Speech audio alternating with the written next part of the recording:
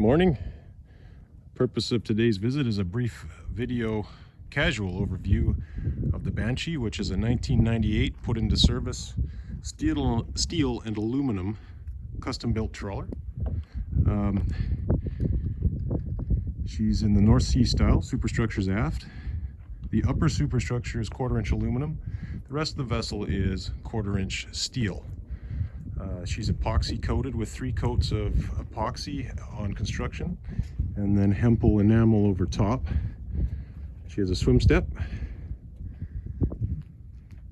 paravane stabilizers, and there are side entry doors on both sides of the vessel. So you can get in and out easily. Foredeck is unobstructed.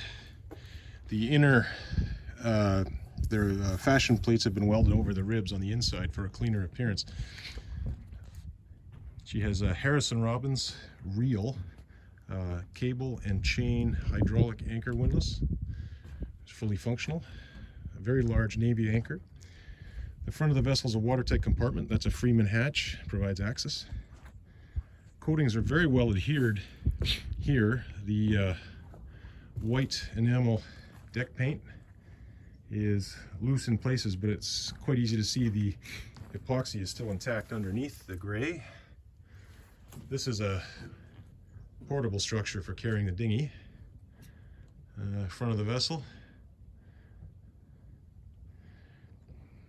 This is an entrance to the forward stateroom and escape area.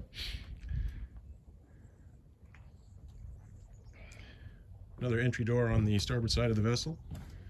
As you can see, the side ribs are now no longer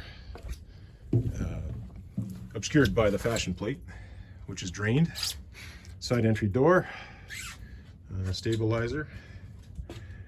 This is a tank vent down here, some surface corrosion.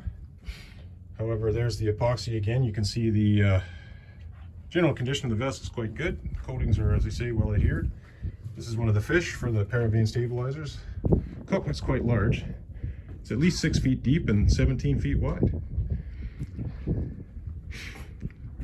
This is a watertight hatch to the lazarette. There's a ladder, and from there you can also access from the engine room through yet another watertight hatch. So that forms yet another watertight compartment. Port side deck, similar condition. Fuel fills, venting. Entry doors on both sides. Vessel has a transom door, shore power inlets. There's a teak planked swim step. Overhang here so you can hang up your gear on the way in. There's a heavy hat. Salon. Vessel's finished in a light oak. Salon's quite roomy. Portable chairs. Entertainment cabinet here.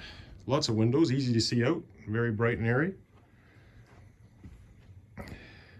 Floor in here is carpeted. It's a leather settee. This is the side of the vessel that receives the sun, so the underside of the settee is in the original color. Give you an overview of the salon.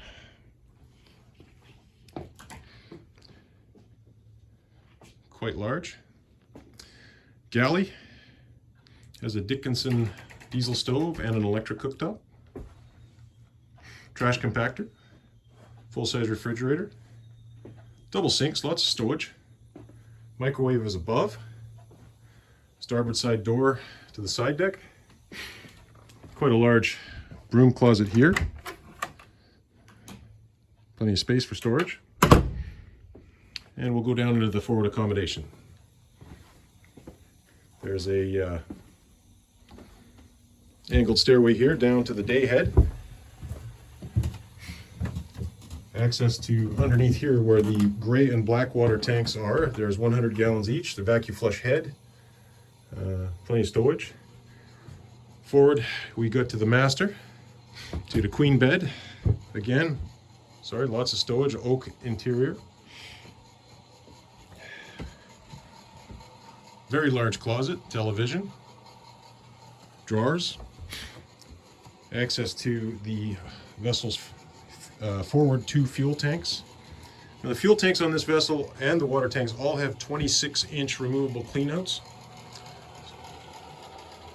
The forward fuel tanks and water tanks are plumbed into the main tanks in the engine room via transfer pumps.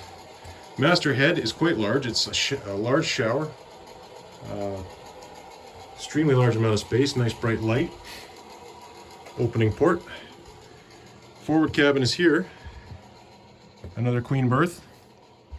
And up here is the entrance to the deck. There's a ladder, an escape ladder here, so you can go up to the deck or open for ventilation. 4 opening ports. Again, lots of stowage. This is down to the water tanks. This is a child's berth up here, so if you have a small child or someone who likes that kind of thing, there's a head and shower up here in the front. Again, a vacuum flush head. Down here we've got this open, the bow thruster tunnel and hydraulics are there. Gives you some idea. The bilges are in excellent condition. Again, the epoxy is well adhered. You have quite a large stall shower in the bow. Forward of this, of course, is that watertight bulkhead, a collision bulkhead, I guess you'd call it. We'll head back aft and into the engine room.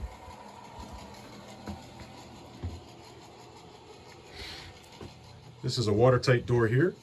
This is yet another watertight bulkhead ahead of the engine room. So you've got an aluminum dog door here with gasketing. Engine room is very roomy, probably the largest compartment on the boat. Over here you have an engine battery charger, trace inverter, main 12-volt DC disconnect, AC panels. Under here is the ship's house battery. She was originally equipped with a series of 2-volt cells to make 12 volts. There's a workbench here with a vise. Lots of spares. Filters for the engines are located here. Knickknacks that you have on a boat. Water accumulator pressure tank. There are 2 water pumps. One is a Paragon Junior Groco DC powered pump, and the other one's an AC powered pump. So you have 2 separate pumps. You even have a little seat for your workbench. This is the stern water tank. It's 500 gallons stainless steel. 7.7 kilowatt Onan generator showing 178 hours with Raycor filtration, raw or freshwater cooled via heat exchanger. This is your hydraulic header tank. The boat has filtration both on the outgoing side and incoming side of the hydraulic tank. Up here is the header tank for the keel cooler.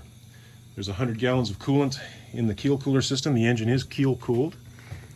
Bypass oil filtration, duplex Raycor with pressure gauge. Over here, there's another watertight door to the lazarette. The windows in this area have deadlights, so you can close those. Laz is quite large, used as storage presently.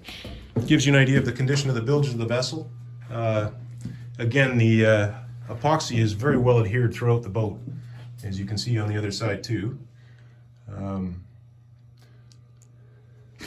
Wonderful thing about epoxy, she's protected by a 10 kVA Rex Industries isolation transformer.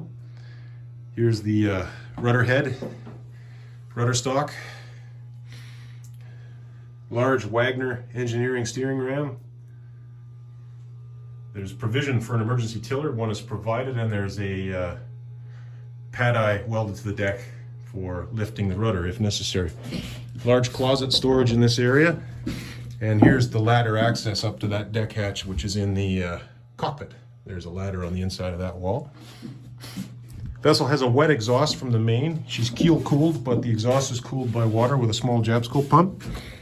Obviously she has a sea strainer on that intake. Main engine is a Cummins 855 showing about 1,560 hours. That's a 14-liter turbocharged Cummins engine. Twin disc gear. She has a large hydraulic pump by Harrison Robbins off of the main Walker Air Sep for the crankcase gas. There's an air clutch to control the hydraulics. And she has an integrated air compressor on the main engine. Main engine is cold to the touch. My hand